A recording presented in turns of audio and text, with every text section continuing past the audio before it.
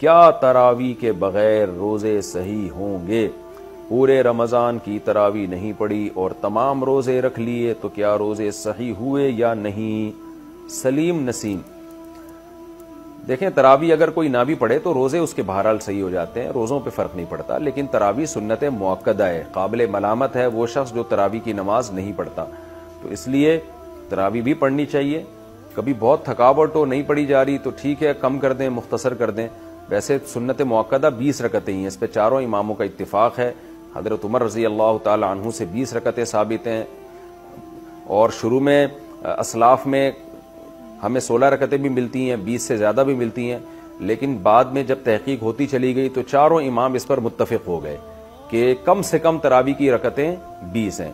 امام احمد بن حنبل کا بھی یہی فتویٰ ہے جو امام بخاری کے استاذ ہیں، کہ امام ترمذی نے جو ان کا نقل کیا فتویٰ، اس کو تو یہ نقل کیا کہ 20 اور 16 میں اختیار ہے اس کو، 8 کا تو کہیں بھی نہیں ملتا، ہمیں کسی اسلاف سے نہیں ملتا کسی صحیح حدیث سے کہ 8 رکعت پڑھی ہو۔ موطا امام مالک کی جو ایک 8 رکعت والی حدیث ہے اس کو خود امام مالک نہیں مانتے، تو وہ مسترب حدیث ہونے کی وجہ سے وہ ضعیف حدیث ہے۔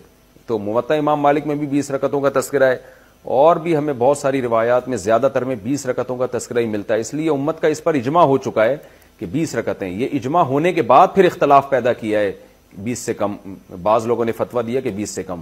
تو جب ایک دفعہ کسی مسئلے پر اجماع ہو جاتا ہے تو وہ قطعی چیز بن جاتی ہے، پھر اس میں اختلاف جائز نہیں ہوتا، کیونکہ صحیح حدیث سے یہ بات ثابت ہے کہ امت گمراہی پہ کبھی بھی جمع نہیں ہو سکتی۔ تو اس لیے آپ 20 رکعت تراوی پڑھا کریں، لیکن اگر آپ نہیں پڑھتے تو روزہ بہرحال آپ کا ہو جائے گا، لیکن روزے کی اہمیت تراوی سے کروڑہ گنا زیادہ ہے، کیونکہ روزہ تو بہرحال اسلام کا ایک رکن ہے۔ ایسا نہ ہو کہ تراوی نہ پڑھنے سے روزہ بھی چھوڑ دیں آپ۔